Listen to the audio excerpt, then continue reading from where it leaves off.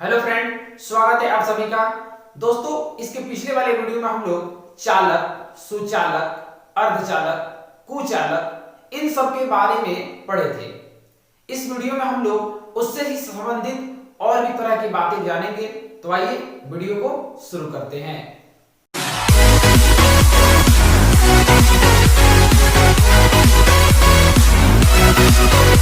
तो दोस्तों, देखा जाए इसके बाद हम लोग को पढ़ना है अनुकमन वेग। कौन सा वेग जी? अनुकमन वेग। इसको समझने के लिए सबसे पहले एक फिगर को ड्रॉ करते हैं, उसके बाद इसके डिफिनेशन को जानेंगे। आइए देखते हैं फिगर कैसा है। तो इसके लिए आप एक ऐसा चालक तार की कल्पना कर लेंगे और चालक तार की कल्पना करने के बाद इसको एक सेल से जोड़ लेंगे। सेल के साथ आपका एक यहाँ पे कुंजी जोड़ लेंगे और इस परिपथ को पूरा कर लेंगे। परिपथ पूरा करने में मान लीजिए यहाँ पे धारा का प्रवाह इधर से इधर हो रहा है, तो इनको एरो के माध्यम से भी दिखा देंगे। और इसके अंदर इलेक्ट्रॉन को दिखाना है आपको, ऐसे इलेक्ट्रॉन को दिखा लीजिएगा। कुछ दिखाना है, इसमें कोई संख्या की लिमिटेशन नहीं है, आप जितना चाहे उतना दिखा सकते हैं आप अपने सुविधा अनुसार। जैसे कि मैं आपको यहाँ पे दिखा दे रहा हूं, जैसे कि कुछ इलेक्ट्रॉन को हम लोग दिखा दिए आते हैं। मान लीजिए कि इसकी लंबाई जो है टोटल आपका L है और इसमें धारा का प्रवाह जो है आप T टाइम तक कर रहे हैं। कितने टाइम तक जी? T टाइम तक। अब क्या है कि इसके डिफिनेशन को जाने। इसका डिफिनेशन क्या होता है? यानी कि किसी चालक के दोनों सिरों के बीच, यहां ध्यान रखेंगे ये दोनों सिरा हो गया, डिफिनेशन लिखते चलेंगे। किसी चालक के दोनों सिरों के बीच जब आवेश का प्रवाह किया जाता है तो ये इलेक्ट्रॉन औसत वेग को प्राप्त कर जाते हैं। औसत वेग को प्राप्त कर जाते हैं, जिसे हम लोग अनुकमन वेग कहते हैं। एक बार रिपीट कर दे रहे हैं, थोड़ा सा ध्यान से सुन लेंगे। किसी चालक के दोनों सिरों के बीच जब धारा का प्रवाह किया जाता है तो इसके मुक्त इलेक्ट्रॉन, यहां जो ये इलेक्ट्रॉन देख पा रहे हैं आप, ये इलेक्ट्रॉन औसत वेग को प्राप्त कर जाते हैं, जिसे हम लोग अनुकमन वेग कहते हैं। मान लीजिए कि आप देख पा रहे हैं कि यहां पे इसकी टोटल लंबाई L है और टाइम दिया गया है T टाइम। अगर इसको फॉर्मूला से अगर हम समझे तो देखेंगे, चूंकि T टाइम में आपका कितना हो रहा है जी? L, यानी कि L लंबाई तक धारा का प्रवाह कर रहे हैं, तो इसलिए एकांक टाइम, एकांक का मतलब एक, एकांक टाइम में कितना हो जाएगा जी? तो L बट्टा में T हो जाएगा। तो यहां L बट्टा T मिल गया।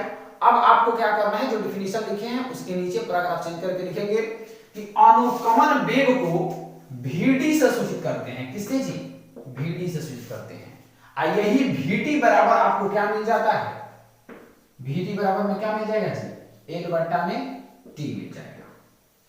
यहां देख पा रहे हैं आप लोग, Vd बराबर में L बट्टा में T। अब हम बात करेंगे इसके SI यूनिट का। SI यूनिट कैसे निकालेंगे? तो SI यूनिट यानी कि L का मतलब होता है लेंथ, लंबाई, और लंबाई का SI यूनिट होता है मीटर। यहां T का मतलब समय, समय का हो गया सेकंड, तो इस तरह से इसका SI यूनिट हो जाएगा मीटर प्रति सेकंड। अब बात करते हैं इसका बीमा का, डायमेंशन जिसे आप कह सकते हैं। तो बीमा क्या होगा? जैसे कि यहां ऊपर आप देख पा रहे हैं कि मीटर यानी कि लेंथ, और लेंथ का बीमा होता है L, और नीचे है आपका समय, समय का बीमा होता है T। तो इस तरह से आपको बीमा क्या मिलेगा? L, और T ऊपर चला जाएगा तो T माइनस 1, यानी कि बीमा मिल गया LT माइनस 1। तो इस तरह से हम लोग ये डिफिनेशन जान गए अनुकमन वेग। आइए इसके बाद हम लोग दूसरा डिफिनेशन देखते हैं। इसके बाद हम लोग को पढ़ना है यादृच्छा वेग। इस वेग को समझने के लिए आप ये क्या करेंगे, सबसे पहले एक इस तरह का चालक तार की कल्पना कर लेंगे, बना लेंगे, और बनाने के बाद आप डिफिनेशन को समझिएगा। यानी कि किसी चालक तार में पाए जाने वाले सभी मुक्त इलेक्ट्रॉन इस संपूर्ण क्रिस्टल में उच्च वेग से यादृच्छा करने लगते हैं। यादृच्छा का मतलब होता है घूमने लगते हैं, यादृच्छा करने लगते हैं। इलेक्ट्रॉन के इसी वेग को यादृच्छा वेग कहते हैं। कौन सा वेग कहेंगे? यादृच्छा वेग कहेंगे। इसको कैसे दिखाया जा सकता है? यानी कि बहुत ही आसान तरीका है, भ्रमण करने लगते हैं, इधर उधर घूमने लगते हैं। जैसे मान लीजिए कि कोई इलेक्ट्रॉन यहाँ है, इलेक्ट्रॉन यहाँ पर है और ये घूम रहा है, जैसे कभी इधर गया, कभी इधर गया, कभी इधर गया, कभी इधर गया, मान लीजिए कभी इधर गया, कभी इधर चला गया, तो ये चीज आप भ्रमण देख रहे हैं। जिधर मन करेगा उधर घूमने लगते हैं, इसी घटना को उस इलेक्ट्रॉन का यादृच्छा वेग कहते हैं। और कभी कभी इसी घटना को इलेक्ट्रॉन का ऊष्मीय वेग भी कहते हैं। क्या कहते हैं जी? इलेक्ट्रॉन का ऊष्मीय वेग भी कहते हैं। आइए इसके बाद हम लोग जाने विद्युत धारा को।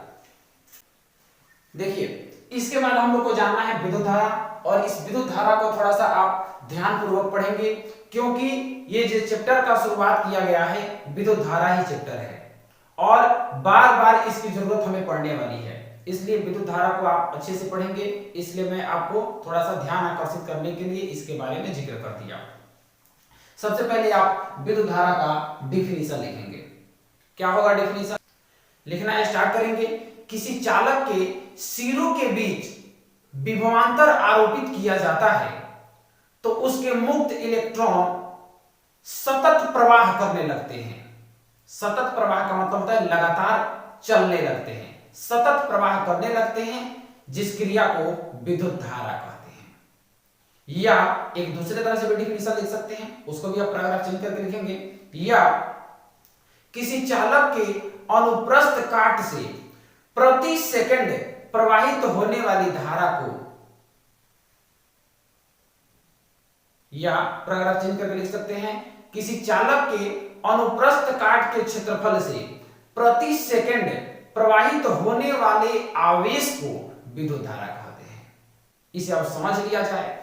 क्या समझेंगे? जैसे कि मान लीजिए कि ये कोई चालक तार है और इस तार से एक सेकंड में जितना आवेश को सूचित करेंगे Q से, एक सेकंड में जितना आवेश प्रवाह हो जाएगा, प्रवाह का मतलब एक सिरे से इस सिरे तक चला जाएगा, उसी को हम लोग विद्युत धारा कहते हैं। पैराग्राफ फिर से चेंज करके लिखेंगे। विद्युत धारा को I से सूचित करते हैं। किससे? कैपिटल I से सूचित करते हैं, I लिख लेंगे। अब रहा बात इसके फॉर्मूला को कैसे प्राप्त करेंगे। तो फॉर्मूला प्राप्त करने के लिए आपका जो पैराग्राफ चेंज करने के बाद डिफिनीशन है, उसी डिफिनीशन से प्राप्त कर लेंगे। जैसा कि चूंकि t समय में आवेश प्रवाह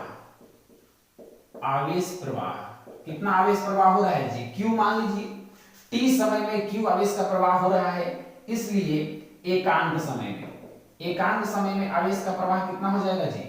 Q/T। ये T चला जाएगा, एकांक जब भी निकालते हैं तो ये बट्टा में चला जाता है, और Q/T यानी कि एकांक समय में जब आपका आवेश प्रवाह होगा तो उसी को हम लोग विद्युत धारा कहेंगे। यानी कि इसका मतलब I बराबर में कितना हो जाएगा जी? Q/T। I बराबर में हो गया Q/T। अब जब I बराबर में Q/T हो गया तो अब हम थोड़ा सा इधर एक और भी गौर करेंगे, एक और भी बात मैं बताने वाला हूं। इसका SI यूनिट कैसे निकालेंगे? SI यूनिट जैसे कि आपको पता चल चुका है, SI यूनिट किसका निकालना है हमें? I का। तो I बराबर में आ चुका है Q/T। देखिए Q का मतलब चार्ज, आवेश का SI यूनिट होता है कूलाम और समय का होता है सेकंड। तो ये हो जाएगा कितना जी? कूलाम प्रति सेकंड। और इसी कूलाम प्रति सेकंड को आप एम्पियर भी कह सकते हैं। ए से इसे सूचित करेंगे एम्पियर, है ना? कूलाम प्रति सेकंड को ही क्या कहा जाता है जी? एम्पियर कहा जाता है। अब रहा बात बीमा, थोड़ा समझ लेंगे इसका कि बीमा क्या होगा। तो बीमा देखिए, यहां चार्ज आवेश का बीमा होता है AT और यहां समय का बीमा होता है T। तो देखिएगा T से T कैंसिल हो जाएगा, क्या बचेगा? A बचेगा। यानी कि बीमा इसका क्या होता है जी? A होता है। और कभी कभी इसको हम लोग बीमा को I भी लिख देते हैं, उसका संकेत वाला ही चीज को क्या कर देते हैं जी? बीमा के रूप में लिख देते हैं। इस तरह से आपको समझ में आ गया कि SI यूनिट हो जाएगा आपका कूलाम प्रति सेकंड, जिसे आप एम्पियर भी कहते हैं, और इसका बीमा जो होता है A और I दोनों होता है। आशा करता हूं कि अब तक जो भी मैंने बताया आपको अच्छे से समझ में आया होगा। हम लोग मिलते हैं इसके बाद नेक्स्ट वीडियो में, तब तक के लिए धन्यवाद।